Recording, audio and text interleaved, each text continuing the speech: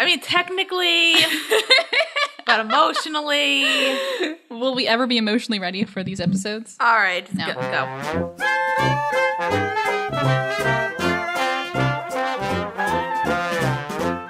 All right. Well, welcome back to another episode of First Reaction Fan Reaction. I am your host, Cailin Clothier, and with me is my co-host, Dara Whitman. All right, and today we are talking about the Legend of Korra, but we have started a new season. We are on the very last season of Legend of Korra, which is Book 4, Balance. Yes. And today we are talking about the premiere, which is episode 1, After All These Years, and episode 2, Korra Alone. Now, Dara, it seems like you have a lot of feels about this. I am confused. Yes. A bit sad. Mm-hmm. Hopeful. I'm liking what I'm seeing. Okay. Mainly confused. Okay. Like, super confused. Mm-hmm. Like, an abundance of confusion. There's a lot to talk about here. There's a lot to explain. You know what's weird, though, with these two episodes? What? I like how they connect. They do connect really well. Yes. I thought, yeah. Yeah, they did go hand in hand, because the first episode we're like, where's Korra? And the next episode is all Korra. Basically. So it does fit very well. They're like, well, let's start off with a synopsis. So when we start off, it's interesting because we don't really start off with much, but we have one of our kind of our standard flashback sequences, but it's not really a flashback. This is black and white, not sepia tone, and we have Shiro Shinobi, who is like the radio presenter, giving us the scoop about what's been happening. We see. Because I need to say this because this was kind of confusing. I was just kind of like, oh, we're going to jump another couple weeks. We've jumped 3 years. 3 years. And it's not really. You don't see that in cartoons, that you jump so many years. Mm-hmm. And I'm just like, what? What? What? What? What? Huh? No, you're supposed to explain it to me. Oh, yeah. Yeah, we'll get to it. So we talk about, so with that opening sequence, it talks about things that are going on in Republic City. It seems like Republic City has adapted to living amongst the spirit wilds. Which is buildings good. have been built around it. Infrastructure is built around it. There's a new rail system in place. There's an Avatar Korra Park dedicated to Avatar Korra. Because, she kind of saved all your asses. Yeah. Several times. Yeah, so we see Republic City and how that's been doing, and casually just mentions 3 years, and we don't really hear it, but but we end up seeing this episode is called After All These Years, and what's happened. It's been 3 years since the end of the last season, which is a huge time skip, more than a time skip than we've seen at any point during either series. Mm-hmm. And so we open on a scene we are at the Central City Station, and President Raiko is having a grand reopening, and they're saying that there is a rail system that will now be able to connect the United Republic to the rest of the Earth Kingdom like never before. And one of the people behind that is the leader of Future Industries, the lovely Asami Sato. Yay! Who I was love her so much. barely aged in 3 years. I thought this child wouldn't age that much. No, well, yeah, she doesn't look a ton older. She has slightly different outfit, and she has her a ponytail now.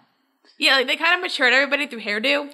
Yeah, we kind of see everyone's like kind of like how after everyone leaves high school, like everyone gets like a lot different haircut. I didn't. Like, well, guys do. You know, guys always had like the swoopy hair, and then like as soon as they went for college, everybody got like a ton of hair chopped off. Yeah, it's kind of like that with this. Yeah, here's one thing I'm wondering about, especially with like Asami, Mako, and Bolin, because I know like with Korra it's a different story. Mm-hmm. Did they, like, not see each other at all in the 3 years, or was it kind of like they just saw each other, like, sporadically? I think the idea here is that everyone is super busy, and so they haven't seen each other a lot in the past 2 years. Because they, especially with Mako and Asami have both been in Republic City, but Mako, is a detective. He was working with the police force, and Asami was busy basically rebuilding all of Republic City with their company. So they've been kind of busy. Haven't gotten a chance to see each other. So it wasn't like we haven't seen each other in years. It's like I really don't think so. We haven't gone around like hanging out. I don't think they specify it, but I think they probably some of those friends that you go like months or like even half a year without seeing sometimes. That's how I interpreted that. I don't think they really specified either way there. But another person who is at attendance at this ribbon cutting event is Prince Wu, who is next in line for the throne. He was the nephew of the Earth Queen and soon will be coronated. Okay, 2 questions. Yeah. One, who voices him? Good question, and I totally forget. I knew this. Because it sounds like semi-familiar, or it might just be like one of those like guys who can do like kind of like a douchebag voice. Sunil Malhotra? I don't know who that is. What has he been in? Television work, Century City, Fishhook's House. He was on House. Who did they play on House? I don't think he played anybody big. I don't know. He's Star Wars: The Clone Wars movie. So just like a random guy, you can do good voices. Yeah. He's in some video games. Yeah. I don't really. Okay. Jumping out at me here. Yeah, a lot of voice work. Okay. But he has a good voice, so yeah, he does. He sounds like kind of just like not like I guess like a young guy, kind of douchehead. Yeah, kind of. That's what he sounds. And my second question is: if he's supposed to be the king, why has he not been coronated already? Okay, so it's not like I was gonna say 'cause it's not like Frozen terms where it's like the parents die, right? And then you automatically. That's not how that. It's not that it works. You don't wait. I don't think you wait a couple of years. Like you, as somebody like who's especially I know like with British royalty, like the king dies. Long live the king. The next person is going to get coronated fairly, like, within, like, a couple months. Yeah. So, what I think happened is that, I'm not sure if we get this stated very explicitly, but after the Earth Queen died, we kind of saw Ba Sing Se was in shambles. People were kind of going crazy because nobody liked the Earth Queen, and so they were taking that opportunity to do whatever they want. There was a lot of looting going on, like the walls were torn down of Ba Sing Se, and this kind of, I think, went for the whole Earth Kingdom. So I think if there was a lot of disarray, a lot of kind of unsureness with everything, just a lot going on, things kind of falling apart. So there wasn't really, so things kind of fell apart before people had time to kind of hold them together. So there was really almost no platform to even crown somebody on, you know what I mean? You know, the Earth Kingdom wasn't in a good enough shape to even have a leader at that point. So we kind of get a little bit more about how that was fixed, or of how people thought to fix that later on. So Prince Wu hasn't really gotten the chance to be coronated yet with everything that's been going on. Didn't really have the chance to do that yet. But that's coming up very soon, as we learn. But this prince guy is he's kind of a what's the word I'm looking for here? He's kind of a dick? Kind of not even like a dick. Sounds he's kind of smarmy. He's like trying to be Bolin, but he's like not good. But the worst Bolin. The worst of Bolin. Worse than worst. He's Bolin. Nuktuk. He's and so he goes up and tries to flirt with Asami, and she's not having any of it. Good for her. And Mako comes in, and he tries to tell her, he's like, somebody wants to talk to you over there. So we finally get a chance to see Mako and Asami talk, and it sounds like they really it's been a long time since they've seen each other. Or at least like hang out and had nice like some noodles. Yeah, and they've been really busy because part of Mako's job is that he's been taken off being a detective and he's been made Wu's bodyguard. So that's what he's kind of been up to lately, and he really hates it. Poor Mako. He goes home and he bangs his head against the wall. I feel bad for Mako. Yeah. For once. For once I feel bad for Mako. He seems like he's super matured in like 3 years. Yeah, and he's ready to be a detective again. And we all know that Detective Mako is the best Mako. Is best Mako. So they're talking, and they say it's been a long time since the four of them have been together, but that's going to happen soon because Bolin will be coming to Republic City for the coronation, and Korra should be there as well. Yeah. And so then we get a little bit more information about the coronation, and Reiko and Lin are like, yeah, you probably we take care of everything, so, pretty much should be okay, not about anybody killing you. And we learn here that Kuvira, who is a character that we met at the end of the previous season, has done a pretty good job of stabilizing the nation because it was super unstable. Things were kind of falling apart. But in these past 3 years, Kuvira has kind of taken the lead in stabilizing everything. So, things were in a pretty all right spot, or so we think. But later we go to, it's a state. So the interesting thing about the Earth Kingdom is that it's kind of made up of almost city-states. Okay. So it's kind of, because we know Amashu, right? Amashu kind of has its own king, but it's still part of the Earth Kingdom, which is kind of a bigger umbrella of like where the Earth King, Earth Queen kind of are.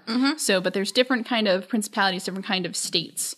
And we kind of see it on a map later. So right now we're in the state of Yai, and we see it's kind of not doing so great. There's bandits everywhere. Yeah. The whole city's falling apart. So we have some bandits who are robbing. But who shows up to save the day just in time? Got some airbenders. Yeah. We got Kai and Opal, who have grown. Well, Kai has grown up a lot. Kai went through puberty. Oh, he's still going through puberty. He's still going through puberty. Probably. And they've got like their X-Men uniforms. Yeah, so they have these new uniforms instead of the very traditional airbender garb, like similar to what Aang wore in the original series. They have they're kind of like flight suits. They look kind of like flying squirrels when they fly. That too. It's kind of cool. So they kind of show up on an air bison whose name is Lefty, who was a baby last time we saw him in the last season, but now he's grown up. Yay! Aw, Lefty. And they are able to take care of the bandits. And it's pretty cool getting to see them in action and seeing how much they've learned. And, so nice. Yeah. But the governor of the state, he kind of shows up and he's like, hey, I talked to Tenzin. Why is it just 2 people? Because we're in kind of a state of disarray. But it turns out that even though a lot of the Earth Kingdom has stabilized, airbenders are still kind of spread thin because there's just a lot of stuff going on. And then we move on to... We are on a train now. We're going through... We talked a little bit about them earlier. There's like a big old rail system that goes all throughout the Earth Kingdom. And so on this very nice train that like totally looks like it's out of Zaofu, we see Bolin is there. Yay! And Bolin is wearing a very nice uniform. He is. He has haircut. He looks like an adult. Yeah, his hair's all like gelled down. And Manga's hair is gelled down too. Everyone has like very like grown-up haircuts as we talked about. Yeah. And so everybody looks very nice. Bolin is... He looks like he's kind of has an important job now. And we don't know what that is, but we'll find out shortly. I was about to say, what's his job? So, Bolin is talking to Batar. Batar Jr. is there. Kuvir is there. And Varric and Julie are there. Yay! So it's good to see them again. And they're all wearing like the same uniform. So they're all working together. We can tell that. Wait, do we have to give Nerd Son a name now? Yes. Oh, yeah. This is Nerd's son. Because that's what we call him. But his name is Batar Jr. Because Batar is Su Yen's husband. Yeah. Batar. Is he the only other one we're going to give a name to? Like, does we should probably start calling him by his name, or we can just call him Nerd Son for the rest of the time. I don't mind. I can call him. No, I'm saying like, are the other kids, like the twin kids and Skrillex's son? Are we gonna give them names, or can I just keep calling them? I mean, we don't see him in the next few episodes, but okay. I don't think. When is the next time we see them? I forget. Okay, well, so Batar, Varric, Julie, Kuvir, all there, and Bolin says that hey, we have 2 more states who have agreed to join their cause. And so they are at a nice 90%. And so Varric is like, yeah, hey, let's celebrate. Kuvira doesn't want to celebrate because she wants the Earth Kingdom to be at 100%. So what their goal is that they, after the Earth Kingdom kind of fell in disarray, it sounds like a lot of the city-state just kind of went to do their own thing. But Kuvira wants to join them together under her, basically, to make one... to make the Earth Kingdom kind of whole again. Yeah. She wants, they call her the quote unquote great uniter because she's uniting the whole Earth Kingdom again. Yeah. I'm so confused. What are you confused about? I think we need to keep going just like to like explain it like. Yeah. Cause like, just like the way they kind of set her in the 3rd season, I have a feeling she's the villain. Okay. And like, I guess because, like, the way, like, people were, like, reacting to her, like, especially, like, our main characters, it's like they seem like they don't like her. Yeah. But I'm like, I thought everybody was cool with her. Yeah. And the fact that, like, nobody seems, I mean, Opal seems upset because, like, they get to the place, the city. Yeah. That, Kai and Opal are at. Yeah. And there's, like, a nice little cute reuniting with Opal. Yeah, that Opal reunites. And it's just kind of, and, like, she doesn't like them, and, like, I'm just like, well, then why are you, but, like, why is Bolin working with her? Why is, like, it seems like people are okay with this, but, like, some people aren't, and I'm very confused. Yeah. We do learn more of that as we go on this season. I'm not, like, worried. I'm just kind of like... Yeah. But they get to the city. They do. Well, before there's some bandits. There's some bandits that interrupt them halfway through on their journey, and, you know, they talk about sending out people to control, but Kuvira's like, nah. I got this. And she is a badass. Kuvira is a badass. Whether we want to like her or not, we cannot deny Kuvira is a badass. I like her. Oh. I like her so far as a badass. Not sure how I feel about her as a person. Yeah. Oh, we didn't mention, I don't think this on the show yet, Kuvira is voiced by Zelda Williams. Yeah. So, and I think Zelda Williams does a really good job on her. We don't get to see because I haven't seen her much in, like, stuff. Yeah. I think the only thing I saw, there's, like, this video of, her and Neil Gaiman and Patton Oswalt reading a scene from American Gods. Oh, yeah? Yeah, it's like, did you ever read American Gods? No, I haven't. Okay, well, it's a scene with a man and a prostitute. If you know what I'm talking about, it's like really near the beginning. You know what I'm talking about? Oh. And it's great. That's the only thing I've ever seen her. Yeah, but... No, she's really good. Yeah, she has a really cool voice, so I'm glad that she's doing voice work. But yeah, Kuvira is basically a badass, and she tries to convince so she's able to single-handedly take down all these bandits, and she convinces them that they need to do something. She kind of talks about like putting yourself to use and like doing something with your life that's for the nation. So she's like, I can leave you here and you can all be hit by a train, or you can join me. And they're like, oh, we'll join you. Yeah, it's like literally like, join me or I'll let you die. Yeah. So... Which seems to be kind of Kuvira's MO. Join. Or die. Or I just won't do it, or I just won't help you. But I'm like, that does, I mean, it seems kind of villainy, but it's not, it's just like, my brain. Yeah. I know we're probably, like, it seems like she's like a decent, as long as she's like on more of like a Red Lotus gang level and not a Unalog level. Right. I'll be okay with that. Right. And she can't even be somewhere near the middle. She needs to be like closer to Red Lotus gang than Unalog. And then I'll be okay. Yeah, so far it seems like Kuvira has good intentions because, like, you know, Earth Kingdom was in shambles. Let's try to get everyone back together. I had a theory from like season 3 about who she was, and it might have involved. Every time I have a theory, it involves Love Child. Yeah, that's the thing. And like I had this theory that like, and like just to point out to everybody, I have not read anything. I had a theory that like she was the love child of Zahir and Pali, even though she was an Earthbender, but like, you know, that can happen.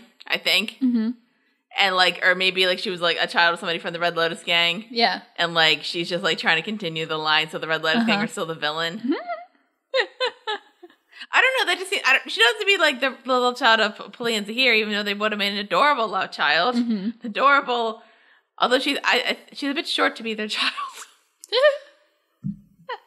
That's the only thing. But like or she like grew up in the Red Lotus gang or something. I just have a feeling like she's connected to that somehow. Because like we said, like it said in the end of season 3, the Red Lotus gang is not the Red Lotus gang. The Red Lotus, is still out there. Right. I have a feeling. I don't know. I guess like uniting the Earth Kingdom would make sense if you want to like have try to balance, but then also have chaos. Okay. It would make sense if you had them all in your control and then just like simultaneously destroyed it. Huh. With your own control. Okay. Anyway. So it's an interesting point, and that makes me want to bring up something, but I don't want to bring it up because I'd be talking about spoilers. So, so that's like such a thing. I'm like, oh, this is a very interesting discussion point that we could talk about, but also I don't want to talk about it. So back in Republic City, Prince Wu is kind of a pampered SOB because he leaves the hotel early because they have a dinner on Air Temple Island later that day. But he's going early, and then the princess is like, oh, no, I'm going to the spa. He's like, finally, somebody on this show goes to a spa. Except we don't care about this guy at all. I liked his outfit. It was a fun outfit. It looked like, it was kind of like Riddler-esque. He's very dapper. He is. He's very dapper. I do like a good dapper person. Yeah, this is really, I think his outfit really kind of solidifies the like the time period, because it feels very like 1920s. Like 1920s dapper and like Victorian fop dapper, like my faves. Yeah. It's just fun. It is fun. It's a fun, I like when we kind of see the fashion of the time, because a lot of times people wear very practical clothing. So anyway, so as they leave, we see Prince Wu was like, oh yeah, look at all my fans, except they're not fans. Well, there's some that look like they're cheering. There's and a couple. There's like others. There's a lot who are Kuvira supporters. We find out that they like what Kuvira is doing, not totally thrilled about Prince That also Wu. confused me. Yeah. Aren't they all on the same side? Well, okay. So like, it seems like she's like getting the Earth Kingdom united. Yeah. But it seems like for the Earth Kingdom. Yeah. That's what I thought that they were doing. Yeah. So I'm not, because I'm not sure if this is a spoiler or not, but I think we can clarify this. So I think what Kuvira is doing, she wants to reunite everyone. Under her? It doesn't even have to be under her, but just under like a different form of government. I think there are people, and we kind of mentioned this a lot in the last season about like what a lot of people think about world leaders. And I think especially with the idea of Zhaofu, and we've seen Su Yin kind of comment that monarchy is it's outdated at this point, that's not kind of the way to go anymore.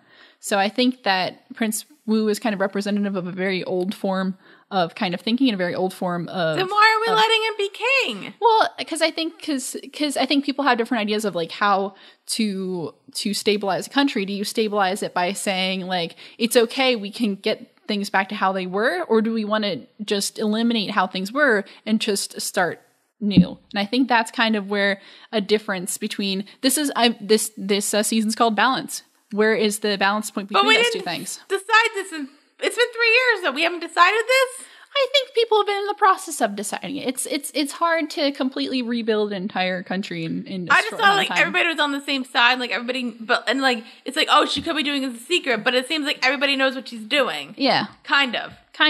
Do they not? The only thing I get is like, do they not know that? Do they just think she's like uniting everybody? Do they not know she's kind of doing it under her and like with the weird flags? Because if that's the case, I get that. Yeah. Also, Boleyn's working for her, which is also confusing. Yeah, well, I think Boleyn kind of... Well, that gets talked about later. Yeah, I don't want to, like, spoil things. I fear I've said too much. Well, you didn't spoil anything. You just kind of, tried to clarify I explained it, yeah. So... let's continue. Yeah, so people are very supportive of Kuvira, and they end up throwing pies at... it looks like it's said to be like an assassination scene, but they just throw pies at him. Are we in Bugsy Malone? Really? Reference? Anybody get that? I hope somebody got it. Did you get that? Did I? Bugsy Malone? Did you ever see that movie? No. I've only seen it a couple times. I think it was like an early movie I think it's got Scott Baio, and it's an early movie with Jodie Foster, and it's like a detective movie. But it's like kind of like one of those like rated R like detective movies, but like with children, and instead of like not bombs, like guns and like that kind of thing, it's cream pies and water guns, and it's a little musical, and I only saw it once, but it's adorable. Yeah, I feel like I've seen things of it, but anyway. So we kind of next scene we kind of talked about this a little bit before. This is back in Yai, and this is when kind of Kuvira's crew meets back up with Opal and Kai, and we see that Opal isn't really too fond of Kuvira or her brother for some reason, because there was some kind of falling out that we don't know about. Yeah, I'm so confused. Yeah, Opal kind of mentions some kind of falling out that Kuvira and Suyin had, and so we don't know about that yet. So maybe we'll see some of that later. And we also find out that Kuvira and Batar are engaged. Aww. Yeah. I guess. And she's surprised about that. I guess, yeah. She got to see Boleyn, and they're cute. Yeah. And they have a long-distance relationship, which is always a good idea. Always. Oh, yeah, always. Everybody should just go get a long-distance relationship. Anyway, so, and then also Boleyn sees Kai, and they're talking, too. And so it seems like... there's some tension? There's a little bit of tension everywhere. And Opal's not too thrilled about Boleyn being with Kuvira either, but she's not, she's not going to dump him over it. Yeah, I'm just... It gets a little weird at the end. No, it just seems like something clearly something happened, which is probably like why they're not 100% like everybody's cool with everything. Because I'm just like, oh wait, I thought we were all on the same side, and then there's like this thing with like a betrayal. Yeah, is it just the fact that what's his name? Her brother Batar went to work with Kuvira. Because that seems like a dumb thing to get upset over. Yeah, no, I don't think that's the case. We'll see that a little later on, I think. Not in this episode. What did they kill somebody or destroy the metal bending city that I keep forgetting the name of? Zaofu. No, but yeah, so Kuvira says they're here to fix, the situation that's going on, but I think it's Opal who comments that Kuvira fixes things by just conquering places. Yeah. So that's kind of what she does. Well, it's like literally the thing she says, like, sign this, because like she has a conversation with like the governor of this town, and she's like, sign the contract, and he says no, and then she's like, all right, I'm not going to help you. So that kind of gave me like, yeah, like you need to, and then you'll just die, and then I'll take it over anyway. Basically. Yeah, and so... something's up. The governor doesn't sign the thing at first, and then so another day goes by, and the airbenders and Kuvira and her people leave. They say, we'll wait at the border one day if you want to sign the contract or whatever. And Opal gets pretty pissed at Boleyn, saying, like, no, like, your job is to help people. And Boleyn's like, my hands are kind of tied here. If we're not wanted here, we can't help. And so Opal's like, I'll leave if that's what you're going to do. And so that I get why she's upset, though. I'm not like, I'm not mad. No, she's got reasons.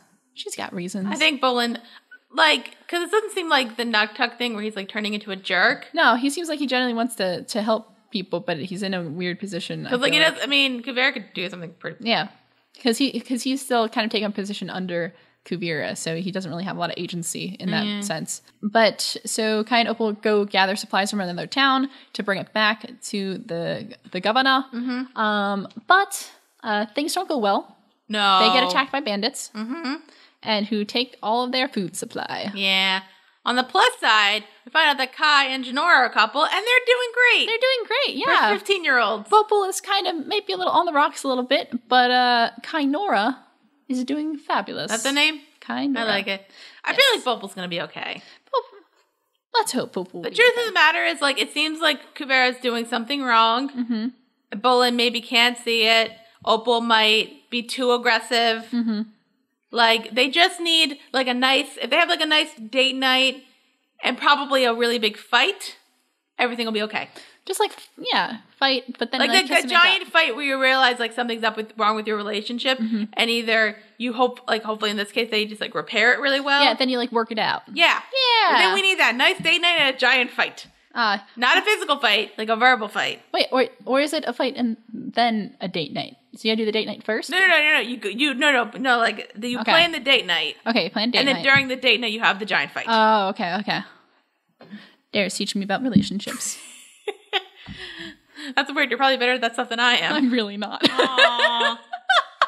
I'm so lonely, people. No, you're not. You got me. Oh, it's true. It's not really gonna help keep you warm at night, but you know. It's okay. I know the thoughts there. Oh my gosh. So, unless some people think that we're lesbians, which we're not, guys. Yeah, we got to put that one out there. We put it on our Riverdale review. That's true. We're only work married. We're married to the job. Oh my god. Okay. So when they get back to the town, the governor's like, "Hey, what's going on?" And they kind of Kai and Opal kind of say, like, yeah, maybe it's the best case we can't help you anymore. Maybe you should, they're pretty much, these bandits are pretty much everywhere. Yeah. You should probably just, like, let Kuvira do this. Yeah, so. By the way, who gave Kai the contract? Her or Bolin? I think it was Kuvira. I wasn't sure, like, I'm pretty sure it was Kuvira. Okay. And so it's an interesting part because Kai says, I think you're making the right choice after he signs the contract. And he says, did I really have a choice? And so, it's a good point because I think Kuvira is. She's like somebody who like gives you the option of choice, but there really isn't. It's really not. Yeah, it's like a Telltale game. That's that. I like those games. Yeah, I've only played the Wolf Among Us. Oh, okay. But like from what I've like seen, that's like kind of the case. But yeah, but I like the Wolf Among Us. It's a good game. It's based off it's like a prequel to the Fables comics, which I really want to read, but I never get around to it. Right. And so back on Air Temple Island, we see it's kind of a dinner with a lot of important people. The Raiko family is there, Prince Wu is there, Lin Beifong is there, Mako, Janora, Milo, and then we kind of we able to see the kids after these few years, and Milo announces that he is Milo the man now, not Milo the kid. How old is he now? Like 8? He's like 8. That was a really cute scene, though. It was. I love Milo. Okay, so Milo's 8. Janora's 15. What's their other kid's name? I don't remember. Iki. We don't talk much about Iki. That's I'm not sure. No. Iki's good, though. She's probably like 12 now, right? Yeah. I have it right here. 10. No. 11. 11. Okay. Yeah. And the baby, the baby's like 3. Because I forget if we saw the baby. Was it still like cradled? No, the baby. You missed it. It was kind of in the background, but in the one scene, he was sitting on Tenzin's shoulders. Oh. I looked really bored with everything. Because there was like that one point in season 3 where like near the end where like Pema's still like cradling it. But if he's like 8 months old, 17 months old, like do you 7 really? months old? Yeah. You still like cradle a baby like this, or do you like hold them like a? I guess it depends. It was a. I don't have a There's kid. a lot going on there. We don't know what a baby. We don't know how babies work. Here, we know how you make a baby. That's about as far as we got. Oh my gosh. So at this dinner, Beifong and Mako are kind of talking, and Lin kind of mentions that like, hey, you're not going to be a detective after this because you have to go to Ba Sing Se because Wu really likes I'm like, your bodyguarding. And so, which I don't get it. Like, Why does he like him? Because Wu just thinks that Malcolm's a good bodyguard.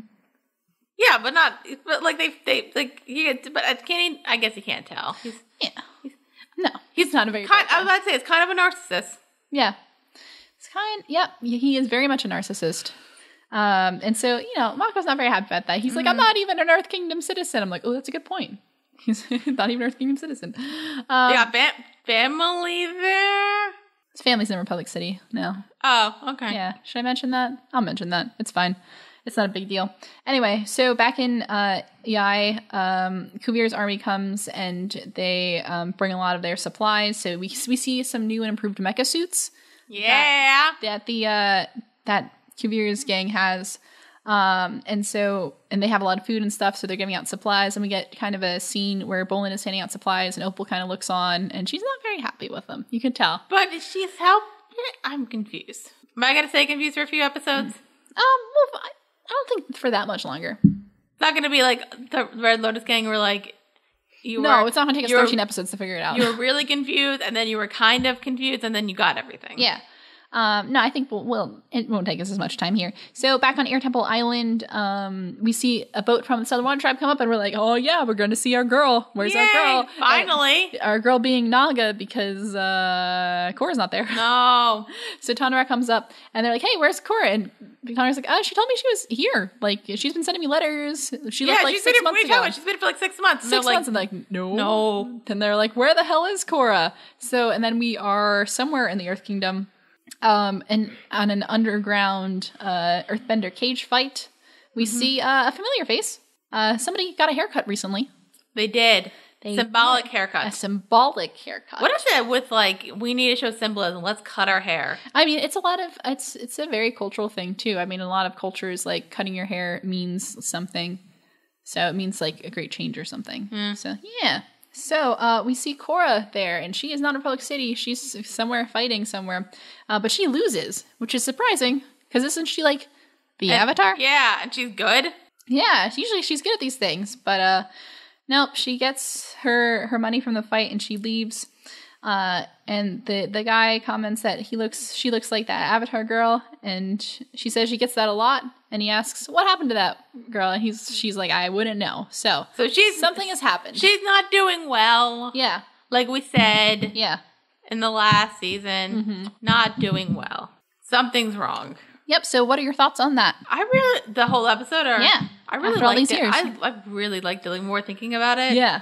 Because like, they're setting up stuff pretty well. And I kind of like the jump. Like the big jump. Because kind of like, I don't know. I guess it's not like a short jump, and like it seems like, because like we have like the shorter jumps and like, oh, everything's okay, and we're just gonna go into a new adventure. Yeah, it's kind of like, oh, it's been a while. We're trying to like grow everything, and like some people are in situations, and some people are really not okay. And like clearly, Korra's got some issues. She's got issues. So many issues. I'm really interested in knowing what's going on with Korra. Yeah, that's kind of my main thing. Like I liked everything else. Kuvir's confuses me. Yeah. Like, I'm interested, but I'm also very confused. And, like, not really with her. Yeah. I understand her. It's kind of like everybody else. Like, what? I thought she was on our side. Right. What happened? If you guys don't like her, why are you okay with Bolin working for her? Opal, why didn't you say anything? If Opal would have said, if she really wasn't 100% okay, she would have said something. Right. Something happened in between when he got that job. And when he, like, Yeah. So I feel like something happened. Like, it didn't happen. Like it wasn't something happened and then he took the job. It's like something had to have happened because she would have said something. Right. And I feel maybe Bolin. I don't see Bolin not listening though. Yeah.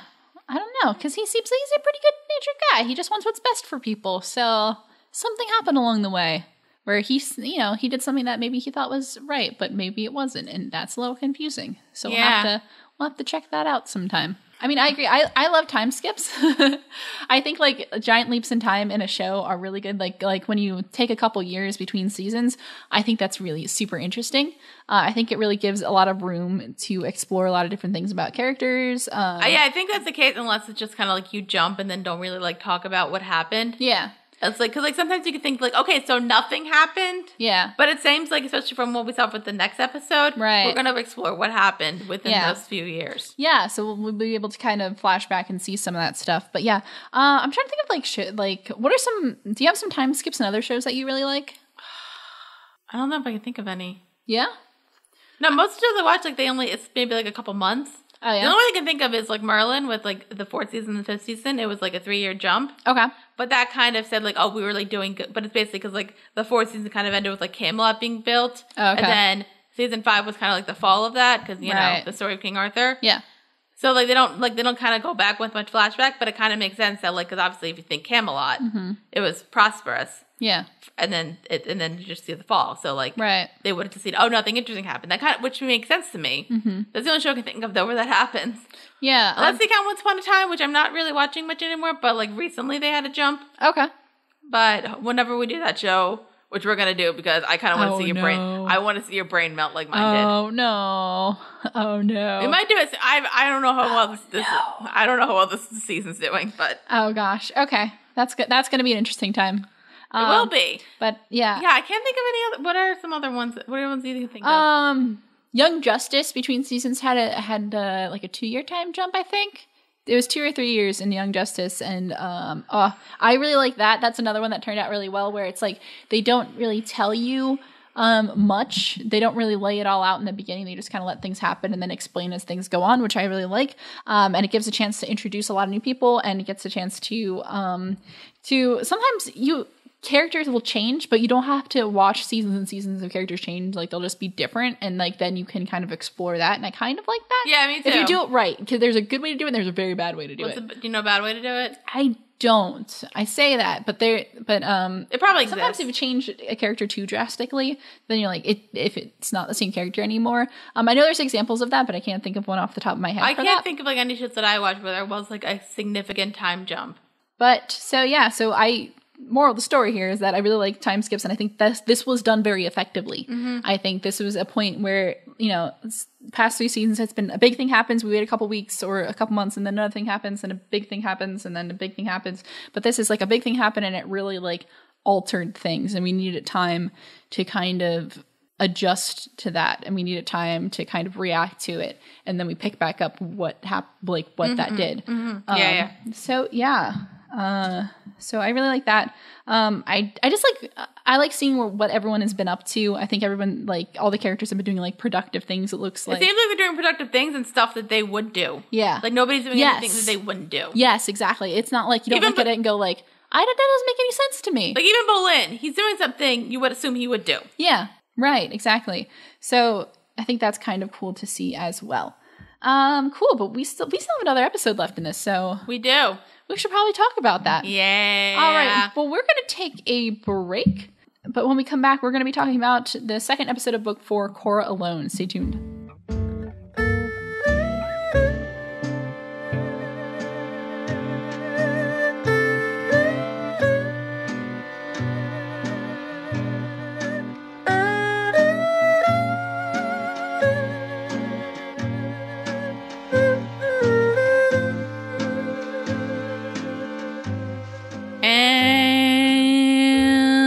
Back. Okay, I'm sorry, I was drinking. All right, and we are back with Legend of Korra, Book 4, Episode 2, Korra Alone. That sounds familiar. That episode sounds very familiar. Why does it sound familiar, Dara? Like that one journey we had with Sokka. I remember it well. Yes, exactly. That is exactly what I was thinking about. No, wait, wasn't there... Amazing how in sync we are. Wasn't there, like, an antagonist who turned a good guy who had an episode to himself? Yeah, and it was called... Zuko Alone. Yeah. And that was one of the best episodes of the whole last series. Oh, it was such a good episode. I like that one. But I think this is a good episode. This Korra Alone episode. Yeah. I think we get to focus a lot on Korra here. Let's find out what's been going on with her. Yeah, what the hell is Why is she in an arena and not back in Republic City where she said she was? Yeah, something is off here. So to start off with a synopsis of this episode, we pick up where we left off with last episode. So Korra is just kind of finished getting out of this cage match, this earthbending cage match, and she's walking around to some random city in the Earth Kingdom. So it's interesting here because we notice her hair is cut and she's wearing Earth Kingdom clothes. She doesn't have her typical water Sounds tribe like she's getup hiding. on. Yeah, it seems like maybe she doesn't want people to see her.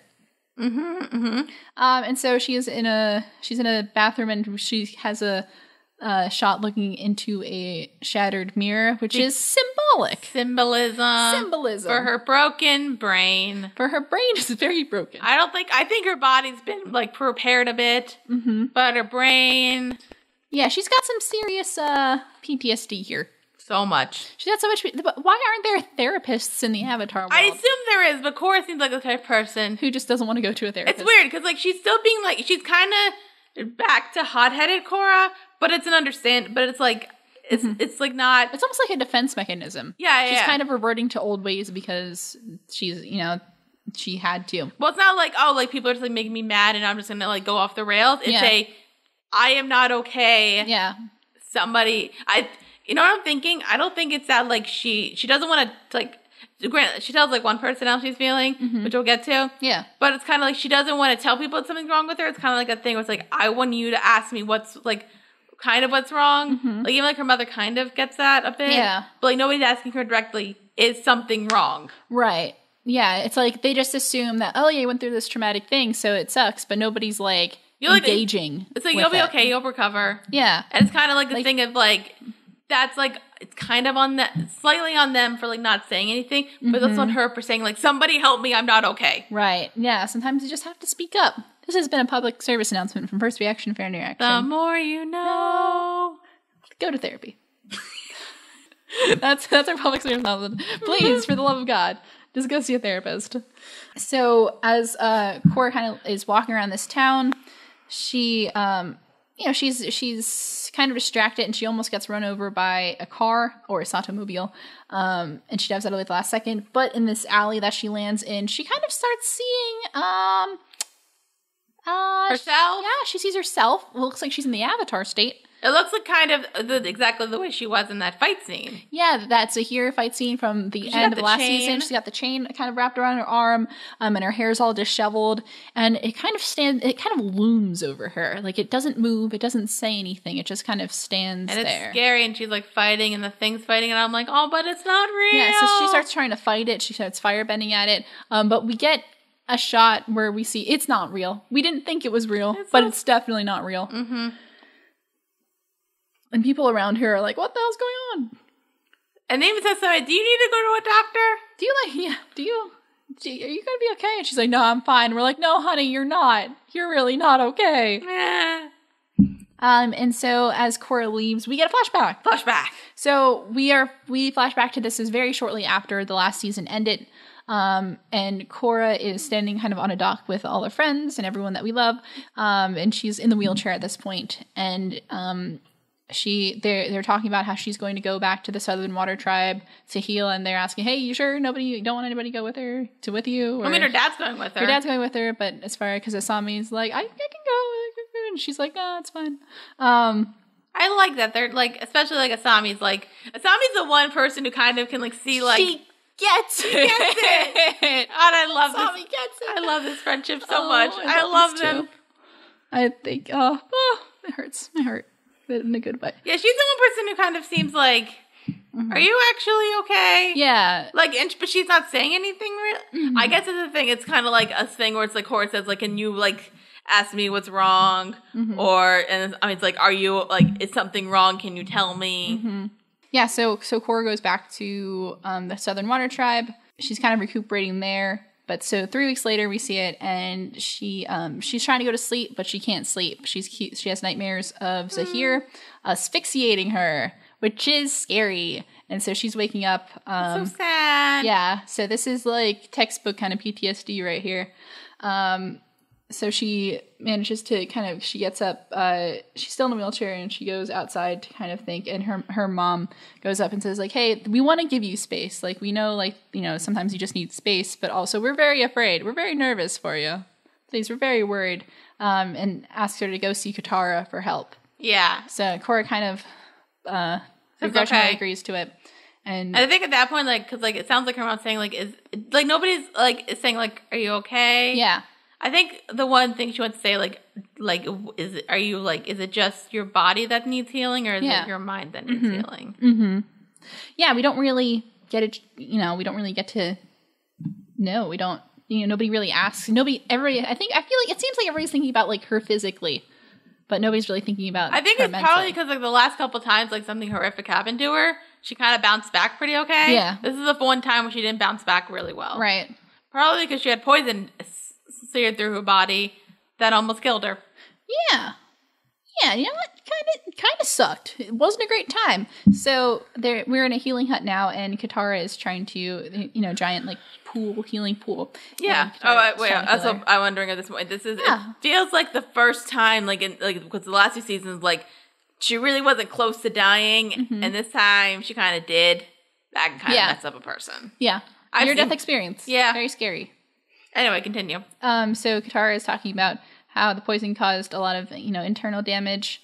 But Katara, says that she can help, but, if you want to get better, that you have to want to get better, basically. It's kind of mainly like walking, because apparently she hasn't been walking, really. Yeah, she can't really walk. We kind of see, like, the walking bars, and Korra tries to learn how to walk, but she can't really, she can maybe take a step, but she keeps having those flashbacks and falls a lot. So much. Yeah. And so Korra's getting very frustrated.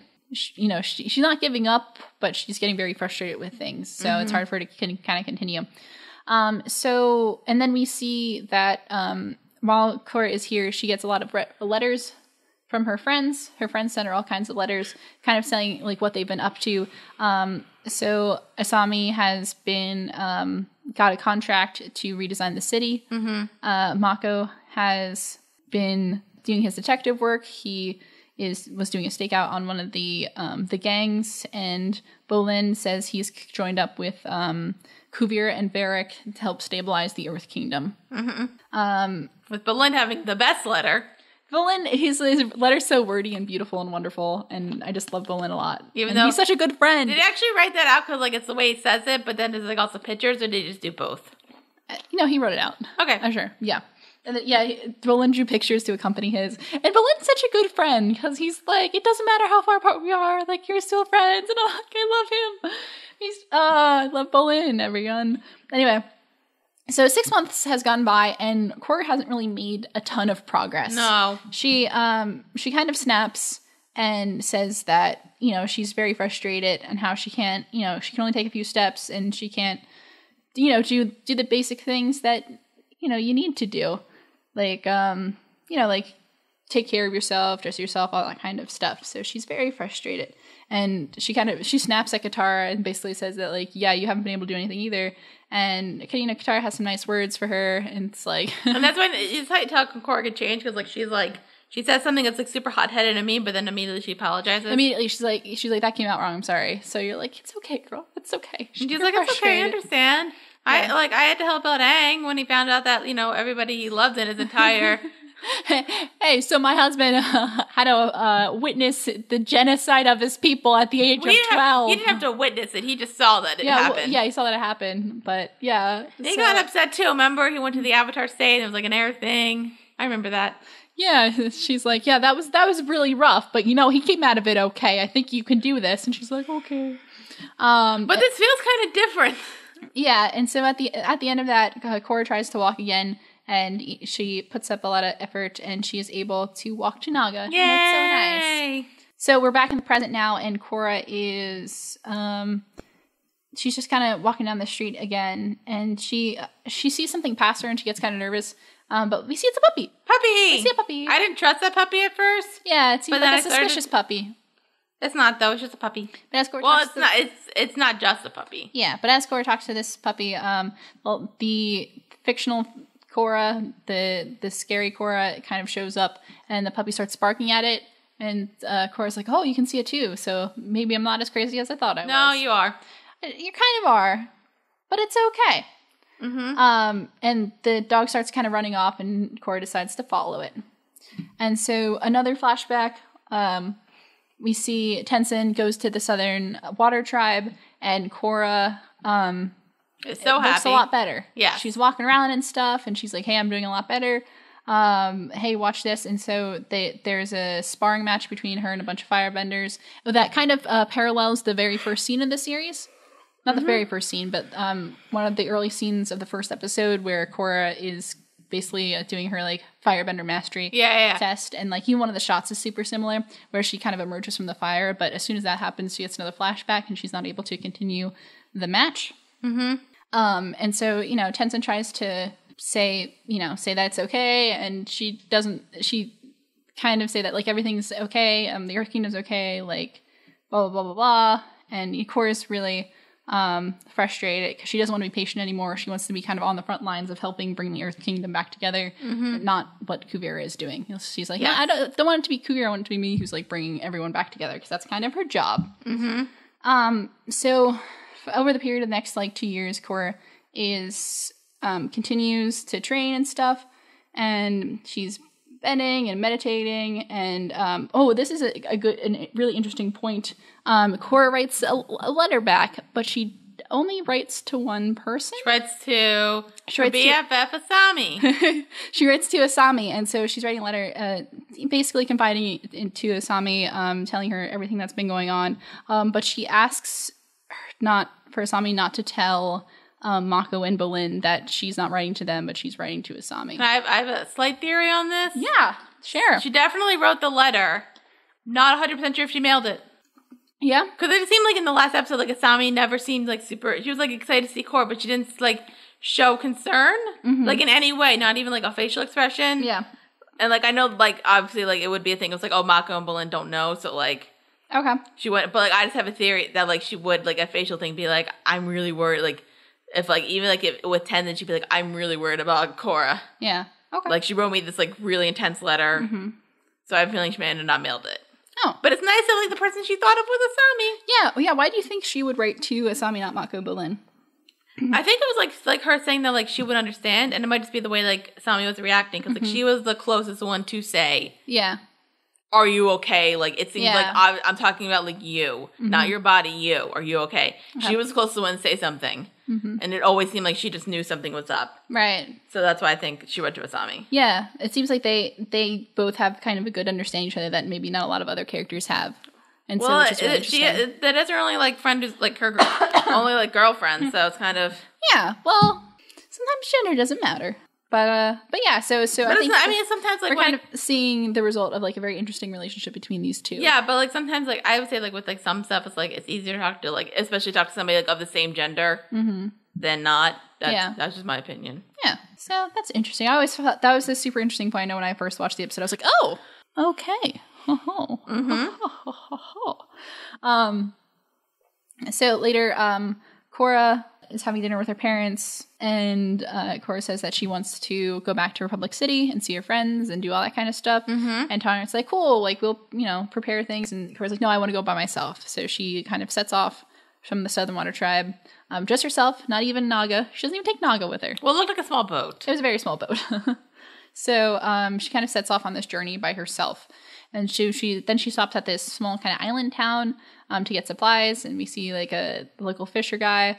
And they're talking, and then he wants a kind of picture of her because she's the avatar. And then we get to see one of my favorite parts was the picture with, because, Avataring was by here. And we see a picture of Aang. And it's the exact picture you'd think Aang would take. Yeah, so it looks like the, one in the episode with Kyoshi where he was, like, playing with the marbles, except he has, like, the sushi or whatever in the middle. Yeah. And it's so good. And it's, like, I feel like it's so weird. I think that's the most, like, Aang thing we've seen in this whole series. Yeah. Because anytime we see Aang, or, like, we talk about Aang, it's him as an avatar. Yeah. And it's him, like, either as a parent where, people are questioning his parenting, or how he, like, kept the world in balance, or, like, the stuff that he did brought people together. But we don't see him, like, the fun-loving guy. Like, we never, that's the only point so far we've actually seen him, like, being, like, the fun-loving remember he was, like, the guy who just, like roll around on this, like, airball thing. Yeah, and so, like, just, like, it's a really, like, subtle moment where we get to see just Aang being Aang, and I love it so much, and I just want to take a moment to highlight that. We mainly see that in Boomy. Yeah, Boomy kind of carried on that legacy. Aw, I love Boomy, guys. Anyway. And he's an airbender now. Yeah. And then there's a robber in this town, and Korra tries to stop him, but can't, because she's she's not really at the top of her game yet. And so she leaves. And so like people keep pointing out, like, is she really the Avatar? Yeah. And like I think that's like her thing. Like she's not feeling like the Avatar. Mm-hmm. So Korra tries to go to Republic City, but when she sails into the bay, she sees kind of that apparition of her, like in the Avatar state, like with that disheveled hair and everything, standing very like menacingly. It doesn't do anything. It's just standing there. And Korra kind of takes that as a sign that it's not time to go back to Republic City yet, so she leaves. And then Korra kind of goes into this very long journey of kind of self-discovery. But making her parents think that she's in Republic City. Yeah, but she still sends letters to her parents saying that, she's in Republic City, but she's not. So she's lying. She's a liar. Yep. So this is when Korra goes and gets that Earth Kingdom garb and then cuts her hair symbolically because it's time for change, even though that was the name of the last season and not this season. And then so Korra goes to the North Pole, like goes to the spirit world, tries to meditate and talks to some spirits. Which is like I brought this point, like why didn't she go to the spirit world earlier? I don't know. Like nobody says when he goes. Everybody was so focused on like probably because like the last times she was like traumatically beaten, she bounced back like mentally pretty well. Yeah. And this is like the first time, and like nobody, so everybody thinks, oh, she's probably fine, just like her body needs healing. Yeah. Yeah, exactly. So she didn't really, I guess, think of things in a spiritual matter. Yeah, but like in the spirit world, when she's meditating, we also find out something interesting. Yeah. So one of the spirits comments that they can't sense Raba's energy, like they can't really sense the Avatar spirit around Korra. And Korra says that she kind of lost touch with her Avatar spirit after. So, like, she didn't lose it. She just, like, lost touch with it. Yeah. So, like, it's kind of both. She's kind of disconnected from it. So, it's both issues. Mainly PTSD. It's mostly PTSD. Like, it's a very, this is, like, a main issue here. We got to take care of that PTSD first before we take care of anything else. So, then Korra embarks on a long journey. She's basically everywhere. Yeah, just trying to figure out, like, probably how to get rid of the evil Korra. Like, that vision. Yeah, she's hiking up volcanoes. She's crossing icy seas. She's going through a desert where she sees a mirage of Rava. That doesn't work. But like a lot of these times we also see like that kind of menacing Korra just kind of standing there kind of looking at her as she goes and just as she's trying to figure out stuff. She's going through some real self-realization here. So 6 months after leaving the South Pole, Korra goes to a small Earth Kingdom town and she sees the apparition of herself, and she follows it, and it goes through this warehouse where there's earthbending fighting going on. And I like the shot of like the apparition's there and somebody walks by and it disappears. I always think that's a fun thing. So Korra takes that as a sign of like, oh, I got to enter this fight. So she enters that fight and loses, and that's kind of where we started this episode. Yes. So back in the present, Korra follows the little puppy all the way out to the swamp, which she finds strange. And as soon as we enter the swamp, which is a very kind of spiritual ground, we see that it was one of the spirits from before. It was the one who was close to looking like a puppy. Yeah, so it was disguised herself as a puppy, and it kind of did that to help her. So in the swamp, Korra is kind of walking around, and then she sees the apparition of herself, and then she tries to escape from it, but it eventually pulls her down into what she kind of construes as like, it's like the poison again. Yeah. And she's like falling into the poison and then she totally blacks out. Yeah. But somebody saves Korra. Apparently. Because Korra wakes up in a cave. Yes. Somewhere. Yes. And sees somebody. And well, we don't see them yet, but they're talking to her. And it's some kind of old person who is saying how they found her like unconscious. And Korra's like, well, how did you know? It was me or whatever. And the person says, oh, they're pretty aware of their surroundings and such. And so as they're talking, it sounds like we might know this person. We see some glimpses. We're like, is this person familiar? Have we seen this person before? And then I'm like, is this exactly who I think it is? It is exactly who you think it is because it is Toph Beifong. Yay! Who then calls Korra Twinkle Toes again. And Yay! We see old Toph. Yay! I love Toph so much, guys. Still no Sokka, because Sokka's dead. But we see Toph. We do see Toph. I'm happy about that. I'm so happy about Toph, guys. So she just, because like I know they said she was traveling a lot. She's just basically like hanging out in a cave. Oh yeah, she's been totally hanging out in a cave. Cool. She's basically, just hanging out in a swamp, basically. and just being old and Cool. not giving a shit about anything. Because that's who Toph is. Because I love Toph, guys. I love Toph. And I'm so happy to see her again. I knew she was going to be here, but I was still really excited to see her. I guess I just wasn't thinking about Toph like coming back, and then like I saw like glimpses, and I'm like, that's Toph. Yeah, I was like watching your face as we were watching it, and you're like you were like, huh? And then you're like, huh? Oh, oh. I was like, yes. So what'd you think of this episode? I really liked it. Mm-hmm. It was depressing. Yeah.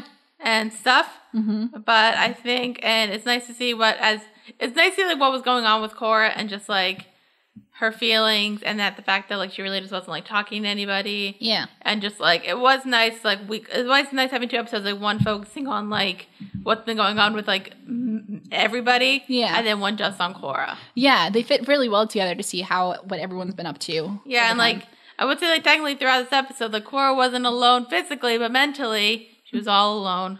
Yeah. Yeah, this was her time. This was such a good Korra episode, and I feel like because probably one of the best. Because Korra, I mean, Korra is the main character. A lot of what she does revolves around the plot. So maybe we don't see as much like who Korra is as a character. So this is, I think, a chance that we really got to explore who Korra is and like how she handles things, and getting to see like how kind of she is, like how she handled things mentally, and seeing kind of like the damage that certain events had done to her. I think it was really interesting. Well, I think it's like because like the last like couple seasons, like everything she did basically revolved around the plot, and now it's like I don't have any of that, and like I'm worried about other stuff. So the plot right now is her. Yeah. So let's focus on that, and hopefully Toph will get her better. Yeah, we're rooting for you, Toph. Please fix our girl. Thank you. Yes. Thank you. So yeah, I think. Not to say about this episode because it was just a good episode. Things happen, but like good things happen. A lot of good things. You just got like being able to explore Korra's character is just really fun and really enjoyed it. But that kind of sets us up for the rest of the season. Kind of. We got these things going on in the Earth Kingdom. We got Korra. Still got stuff to figure out with her. Mm-hmm. How's it all going to go down? Will Team Avatar ever be really reunited? Probably. Who knows? Probably. Yeah. Spoiler it, yeah. But yeah, so... Any other thoughts? Not really. I just really liked it. I know. It's a good episode. Would recommend. And also on the wiki of the wiki page of this episode, this page is nominated for it to be an A-class article due to its high standards. So good job, whoever wrote the wiki article. You helped us out. Yay. Helping us out every day. We love the wiki. We couldn't do the show without wikis. Mm-hmm. All right. Cool. Is it time for a comment corner now? It is. It's time for comment corner. Yay. We don't have a theme song yet. We don't. We should really write some music. Somebody, if you're a musician who likes us, you can write us some music. We could do it, but... We could. Maybe we'll do it. Yeah. Just have to stop being lazy. What comments do I want to read today? There was like some like Riverdale stuff on the Riverdale thing. Yeah, do we want to read some of the Riverdale ones? Sure. We got some. So these comments are from our Riverdale reaction. So yeah, I think my personal favorite so far is Beatrice Oliveira, who says, "I'm with you, girl. We don't need a love triangle." Yes, thank you. Like we don't need love triangles. Here's the thing: we don't, but like you need one for Riverdale because the crux of Archie is the love triangle. That's the crux of the whole thing. Mm-hmm. So you kind of do. Yeah. Just for the show, I'm with you though. No more love triangles. No more love. But you kind of do for. Plus, I kind of figured out how I think I figured out how it's going to play out. Mm-hmm. Okay, so obviously Betty and Jughead are going to break up because of the serpent thing. Yeah. Archie and Veronica are going to break up because probably Veronica's mother hired somebody to murder Fred. Okay. So that's probably, and then that's going to cause tension. They're going to break up, and then Betty and Archie are going to console each other, and it's going to end in sex. End in sex. Have you seen the premiere of the new episode yet? No, I'm probably going to watch it tomorrow. Yeah, I haven't seen it yet. I got to do that. It's like one of those shows, like I don't need to watch it when it's like live. I'm like, I can wait a couple days. Yeah, exactly. And then on that same video, Hunter James said, I don't know if you guys knew this or not, but KJ actually broke his hand filming that scene where he was punching through the ice. I think I heard that. Nice. That's some good. But wait, was that blood actually his? Because we see it bleeding. It might be. Oh, That's some good acting. I feel like though, like when it comes to like anything like, and you know somebody's gonna be beating you, I want to make sure like they're protected and not break their hand. Mm-hmm. But like I would love it if he was like punching and like really intense, and they were like, "Cut, KG, that was so great." And it's like, guys, ow. Like that scene with what's the movie Apocalypse Now and Martin Sheen, how he like tore his hand open in that scene. I've actually never seen Apocalypse Now. Neither have I, but I know that scene. Anyway, I was thinking of the Django Unchained where Leonardo DiCaprio's like, oh yeah, that one too. People just bleed a lot. Well, acting is dangerous. No, but there's Don't like, become actors, but there's like sugar glass that you can use. Yeah, but people still like tear their hands open. Anyway, so next comment on that video is Juzza Channel, who says, Betty mentions that when her mom was on a spa weekend in episode 5, she actually put Grundy on trial, so she may have gotten what she deserved. I don't remember that. I don't remember that either. Was that a thing? I thought, no, because they just said that she could just leave. Wasn't it? And because there was like a whole bit where she's leaving. Yeah, so I don't know what you're talking about here. Me neither. I have to go back and research that because I don't know. Anyway, but thank you for the comment, I guess. I'm really confused, but thank you for the comment. Yeah. So thanks, Juzza Channel. Juzza Channel. Okay. I like this one. This is by Rebecca Anderson, who says, the girl on the left looks at the girl on the right a lot, LOL. I just started watching you guys because I wanted to see the specific scene, but then continued watching for fun. I don't know if the girl on the left has already seen this show and she's watching the other girl's reaction or what, but gosh, LOL. Love the reaction, though. Oh, thanks so much. Thank you. For 12, that was the case. And I'm just like, I just kind of look at you. Yeah. So I'm like, as I was editing it, you kept looking at me. Which is I think it was with 13. I'm just kind of like, I knew what I was wanted to see my reaction, but I wanted to see your reaction to it, even though I didn't know what was going to happen. Yeah. For 12, that was I knew what was going to happen. So. Yeah. So as context, if you haven't seen the video, girl on the left is Dara, who had seen one of the episodes we were watching that day, but not the other one. So she was looking at me for reaction, and then I was the girl on the right, and so so. It was funny because we do Here's how you say it. I'm the brunette one, you're the blonde one. Yeah. I'm the smart brunette, you're the dumb blonde. Oh. That's what society says. That's what society says. Although that's not true anymore. I feel like it's not true anymore. Oh, okay. I still have a lot of feelings though about the whole dumb blonde thing, because anytime I don't feel like the dumb blonde thing isn't as strong anymore, but I still feel like if you want if a character if a female character's trait is that they're smart, they're never blonde, and it's not never, because there's more characters nowadays but who are smart and blonde, but not as many. It's still not a lot, to be fair, and I feel very strongly about to be fair. If we're going to Riverdale, Betty's smart. It's true. Yeah, Betty's very smart. Yeah, so thanks. No, but it was blondes were dumb, brunettes were smart, redheads were crazy. Yeah, redheads are still kind of crazy. Yeah. Sorry, redheads. Sorry about that. But I just feel not as many. Well, okay, not as many. There's smart blondes, but they are still considered to be really attractive. You know what I mean? I feel they're still considered to be good looking characters. I guess. I just I don't know. I just want a character where their looks don't matter, but they just happen to be blonde and smart. Anyway, read my books, guys. I write those characters. Anyway, did you publish any of those books? Not really. There you go. They're available. Some of them are available on the internet though. Okay then. Anyway. It's not very good, but I write it. So I think that's all we're going to do for today. Yes. So, thank you for tuning in. That's about all the time we have for this week's episode. If you want to follow us on any of our social medias, that would be great. You can find us on Facebook. We are Witty Close Productions. Follow us on Twitter at Witty Close. You can go head over to Patreon. We like that. We are Witty Close on there. If you are listening to us on any other medium besides YouTube, our YouTube is Witty Close Productions. So if you want to subscribe to us and find out when we're dropping some videos, that'd be rad.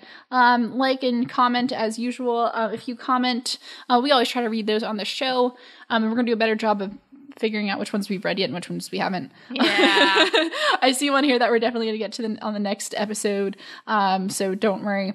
Also, we're really close to 100. We're really close to 100 subscribers, guys. So that'd be really cool if you help bump us up, and we'd be very appreciative of that. And yeah, and so if you did leave us a comment and you're wondering why haven't I heard it on the show yet, we do a lot of these in advance. So we do these a few weeks out. So if you don't hear it yet, you might have to wait a little bit, but we'll get to it. We promise. You can also, if you want to listen to us on the go, if you don't feel like pulling us up on your computer, and you put us on your phone so you can listen to us in the car, because that's how I listen to my podcasts. We are on iTunes, and we are Witty Clothes Productions on there. You can subscribe and leave us a rating and review, and we will also read some of those reviews on the show, because I'm looking forward to getting some of those. We haven't gotten very many yet. So, have we gotten any? Well, it sounds pathetic when we say we haven't gotten any, but we really haven't gotten any yet. So, guys, please give us your thoughts, good or bad or ugly. We want to hear them anyway. But yeah, so that sounds like that is all the time we have for today. Join us next time as we're going to continue with Legend of Korra Book 4, which episodes 3, The Coronation, episode 4, The Calling. Stay tuned. Ooh, peace. Peace.